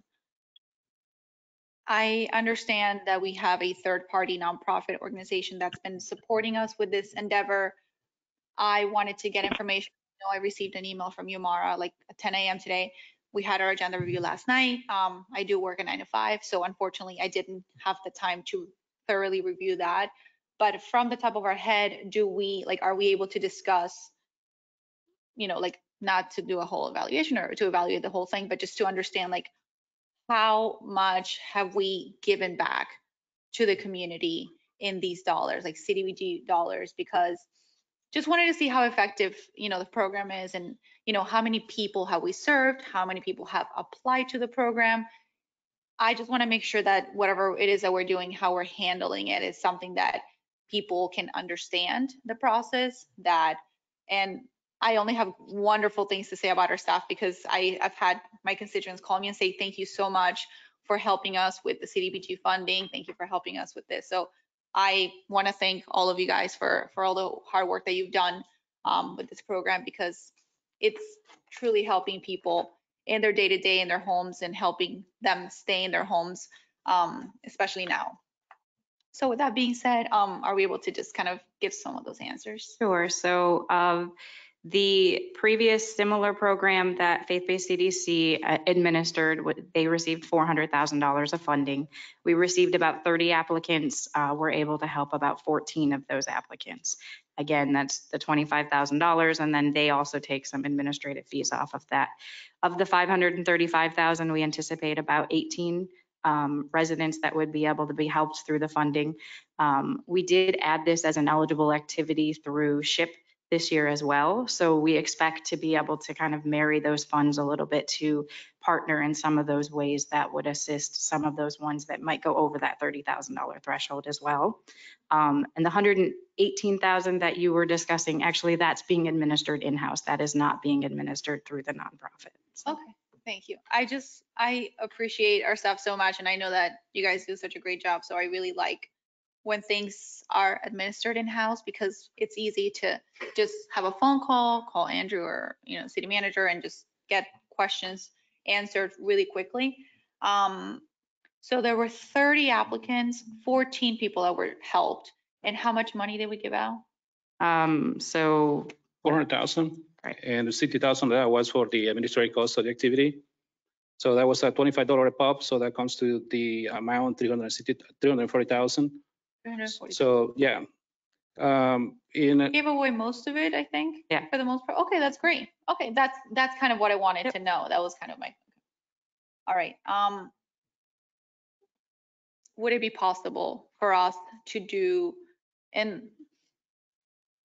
okay, so quick background. I had a town hall meeting at one of my within one of my neighborhoods, and I was able to bring, and thank you, RJ, for providing that information, to bring like little packets of information of like, this is how you qualify for these grants, because let's be honest, it's very confusing. I mean, when we talk about federal programs, as you mentioned, there's so many strings attached, and there are so many rules and regulations attached to the money that sometimes people get discouraged or afraid to apply. So if we could do anything, I think that, if the board is fine with it, maybe we could do a short presentation, maybe if possible next meeting, if we have the time, just maybe with like a quick blurb of like, if you want to apply to this program, these are the things. And I know you have that readily available before, as it has been provided to me before, but I think that might be beneficial so that the constituents of all the districts that might be watching these meetings could get that information, and maybe we would be able to spread it more and be able to have more opportunities. And one of the things I wanted to mention about this particular program, it doesn't have the 15-year mortgage on it. And we've seen a lot more participation because of that. The seniors are not seeking to add the 15-year mortgage to their home because it is their home. So this has been a very successful program to get the money to the residents. If I may add that to what Mara just said, one of the reasons that we have some leftover funds from 2021 is because seniors, which 42% of the houses in Boynton Beach are owned by 65 years or older, are reluctant to sign a 15-year loan term. They rather go their house, be destroyed totally, but they're not going to sign anything. So this one is a kind of a save to those houses, because we don't want a bunch of houses out there being condemned by the city and not being repaired. So giving them the opportunity to be able to fix those houses with roof and the needed repairs, it is a lifesaver for them and also for the city to prevent slum and blight. So this program is popular. Now, the program is, once again, as Ramar mentioned, is being run by a nonprofit right now. But if commission, have any issues on it, you want to keep it in-house, it's something that is an option as well. But nonetheless, this program is vital for the seniors and assist the seniors, and I think that is just vital for us to keep this program. Now, the 15-year program itself is still the same for those other individuals that don't qualify for the grant that is given to the elderly and disabled. So that program is going to be tied together with the CHIP funds, where individuals that don't qualify for this limited rehab can still apply for the term 15-year term, long term, which is also an awesome deal, because that program can provide up to $95,000 in assistance to individuals that their house need more than just a need a repair or a roof replacement. So, and that is an option for them as well. Thank you so much for that feedback. And again, thank you to staff and also the nonprofit that's been handling this. Wanted to get just understanding of like how much money has been spent. It looks like the majority of it has been spent. And I think that, as you mentioned, RJ, the issue has been the 15-year loan term for a lot of seniors that might not want to do a second mortgage on their home. And it's a scary situation, especially nowadays. So completely understandable. That's all I have for now in regard to questions. I'll defer to my colleagues. All right, thank you. Commissioner Kelly? Mara or RJ, why are we not managing more of the funds for the housing rehabilitation? Why are we outsourcing that? Because we talked about, yes, most of the money was used, but we also paid $60,000 in fees, and that's 2 grants of fees that were not able to help residents. So why are we having a not-profit administer the majority of those funds, and why aren't we handling it in-house? That is an excellent question. The reason is because I don't have staff. Right. So it's me and a construction coordinator who is managing a program where we have 81 applications for purchase assistant, and we have 1,000 applications and stuff to manage. I don't have the staff, so I rely on the nonprofit to be able to do some part of the job for me. So. Go ahead. I'm sorry, were you finished, Commissioner Kelly? Let her finish hers. I'm sorry, I don't want to. Yeah. No, that's fine. No, and thank you, RJ, because that's, I think that, that's something that, we need to discuss is, we are all about helping the residents and making sure we're being fiscally responsible to make sure that we're able to help as many as we can. And I'm grateful for these not-for-profits that step in and help us, with these programs. But I would really like to see how we can, how we can manage these funds in-house a little bit more than, in the future than relying on the not-for-profits that, where we're both doing the same job, so to speak. It's one thing if you're talking about, the public services aspect, and that's something that's unique to most of those not-for-profits and organizations. But this is something that, a not-for-profit is doing and we're doing in-house. And so I would like to see us see how we can bring some of that back in-house so that we have a little bit more control over where it's going and how it's going. And that leads to my second question. Because this other not-for-profit is handling this, what is our involvement with that application process? Do they get full control over saying who has been approved and who is getting the funds? Are you involved? Are we involved in that process of approving and seeing where these funds are going? Absolutely. So the federal regulations apply to us, to the nonprofit, same as apply to the city. So nonprofits they get monitoring, the file gets checked, income certification gets checked, the fair housing, and all of the different acts that are for the federal governments get applied to nonprofits as well. So if, they have checks and balance, same thing for the reimbursement requests, all the dots are checked and, and down to the penny. So, and these, again, they work on a reimbursement basis. No money is given to them upfront, is paid after everything is being checked. So, and these get monitored by the federal government as well. So this check and balance all the way through. Well, going back to your question about keeping this program in-house, if the commission decide that this program want to keep in-house, since this is a draft and these are just recommendation, absolutely, we can keep this program in-house and utilize the funds that we're going to be paid for nonprofit for me to hire another staff and be able to keep it in-house. So it's up to you. Right. I mean, I'm comfortable with using a not-for-profit for some of those funds. I just want to see how we can, potentially, retain some of that in-house so that, $60,000, that's 2 grants that we're paying in fees that are not going back to the community. And so I really want to see what we can do to get RJ some help. But you can use these funds for staff. Is that what you're saying? In $6,000 that go into the 15-year term is to pay my part of the salary. That's how part of his salary is getting paid. Part of my salary is getting paid out of the planning administration. Got it. So now with giving the $535,000 to nonprofit, 50%, I'm giving 50% at Tiro Libre cost, which is about $80,000 that I'm giving them to be able to utilize for that. Now, if the city would like to fund it and staff for me, $1,000 can be utilized to help somebody else, the money has to come from somewhere. So. Okay. Commissioner, I think you've opened a very interesting can of questions. Worms. What's the cost benefit analysis bringing it exactly in-house, or is there a middle ground? Now I'm curious. Now you got me curious. Commissioner Cruz. I'll try to be super quick.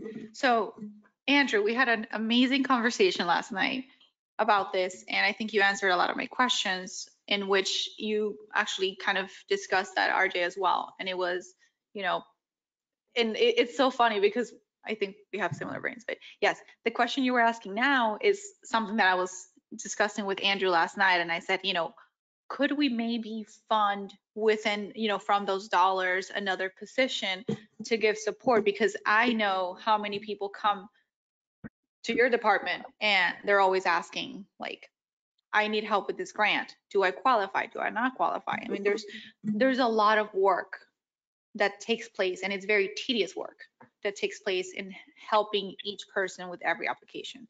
And when you have like 80 or hundreds of applications for one person to process, that is just outrageous in a positive way. That's why we're so grateful for you. And that's why I was having that conversation with Andrew yesterday and said, hey, is there any opportunity for us to maybe fund another position to support this department? And I think what we talked about was that there's a statutory requirement of maximum of 20% of the fiscal year allocation to go to administration or staff, which would be about $110,000 from the $550,000. So as you mentioned before, the only way we could probably do that would be through the general fund, which would cost more money from our budget, which is not really the situation that we might have at this time. I don't know. We're still discussing the budget. But yeah, thank you for that. And I just wanted to let you guys know that we did have those conversations, and you were able to provide, pretty good information as to how that works. And I am done. Thank you. Okay. So based on the conversation I've heard, I believe a motion to table is in order. There was a lot of questions still, and I know Vice Mayor wanted to look into things. Did I understand correctly, or are we ready to move forward? Yeah, motion to table this item. Okay, so we have a motion to table this item. This item again is 11A. And that's until your next meeting, August 15th. Yes, because the requirement is the 16th. Correct. Yes. Correct. And is there a second to this motion to table? I heard a second from Commissioner Hay. All right. All those in favor of the motion to table item 11A? I'm sorry, can we just hold on 1 second? Yes, we'll I will. further discussion then. Yes, just super quick. I know that, I didn't realize the deadline was so right around the corner on the 16th. So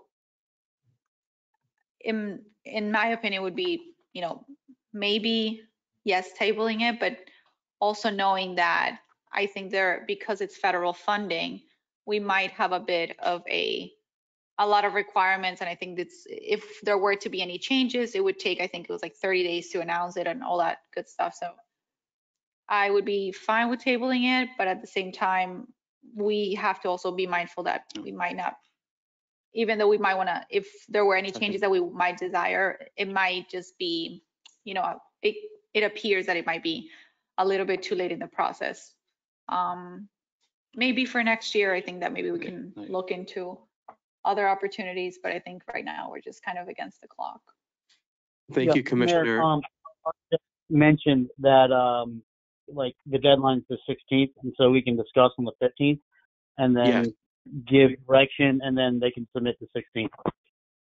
I think that was the response that RJ gave, if I'm not mistaken. Yes. If we clarify that. Okay, that's what I thought. Yeah. Thanks. Now, RJ, you did have your hand up. Did you want to say any response to Commissioner Cruz? Yes, I just want to clarify, Commissioner Cruz, that the 30-day period is once I submit this item to HUD, and any changes that would like to happen after that, then that's considered an amendment, and that has to go through HUD's approval in 30-day public comment. But this plan is still in draft mode, so you can change anything you want, a recommendation, give the money to whoever you want. So before I submit it to HUD. So thank you so much. Yeah. Okay. All right, thank you. We had a motion, we had a second. All those in favor of the motion to table say aye. Aye. All those opposed say no. The ayes have it. Motion passes unanimously. Before we move on to 12A, I just want to piggyback on what you said, Commissioner Cruz. You kind of touched on a topic of, is it too late to change it given the time?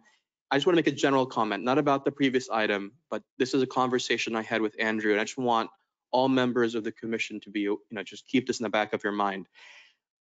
I just want to make sure that as we do our work as a body moving forward, that when we make decisions, that we are not cornered into making those decisions. There are times when sure, we vote, But then if we vote no, then some sort of catastrophe happens. We don't really have the time or the option. So just keep that in the back of your mind. I just want to make sure whatever we decide, it is real, we're not pressured, and we actually have the ability, not just physically, but practically, to make changes if this body so wishes. So I just don't like what's happened in the past. So just throwing that out there. Okay, 12A, legal proposed resolution number R23-084, declaration of surplus property. Who's going to, okay. Hi. Hello, Ms. Walls. I'm Mayor, Vice Mayor, Commission. Okay. Candace Walls, Assistant to the City Manager. Is this the first time? It is. Yeah, here it is, yes. Welcome, Candace. Thank you, Monty, for, next slide, please. So today I'm here to discuss the city received a call from the new owners of the property that's adjacent to Northwest 7th Court, the parcel that's located just to the west of the property, which is outlined in red. This is located in the Laurel Hills neighborhood, just behind where the Wendy's is. Once they contacted us, we let them know the process and they submitted a letter of intent for the property. Staff did research and we didn't find that there's any reason why we couldn't ask you guys to declare this surplus. The announcement was put in the paper on July 22nd in the Palm Beach Post. And the new owners are of the property that's adjacent to this parcel are letting us know that they would give us $1,500 for this parcel.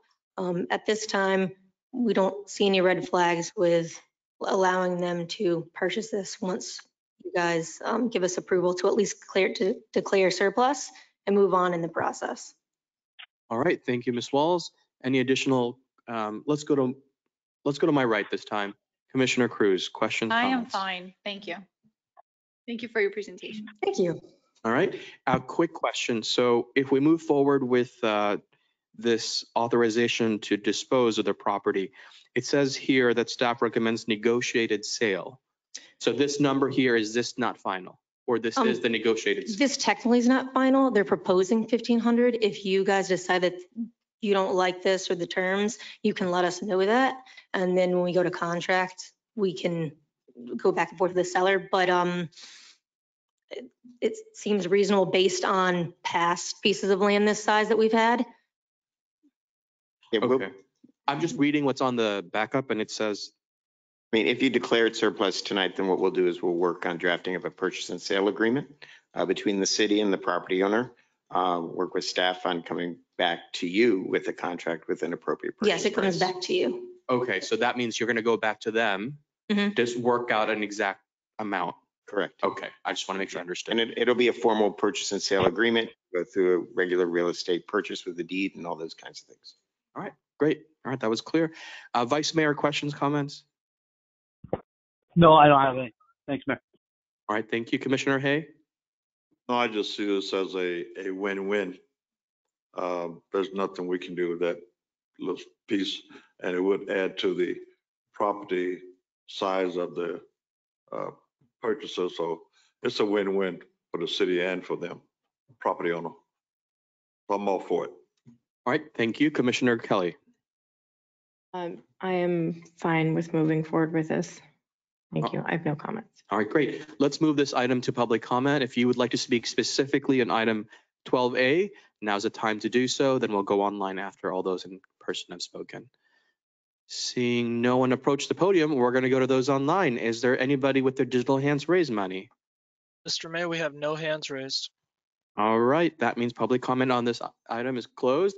I heard a motion. Motion to approve. From Commissioner Cruz. I heard a second from Commissioner Hay. All those in favor of item 12A, that is a declaration of surplus property along with the negotiated sale, say aye. Aye. Aye. All those opposed say no. The ayes have it. Motion passes unanimously. All right, thank you, Ms. Walls.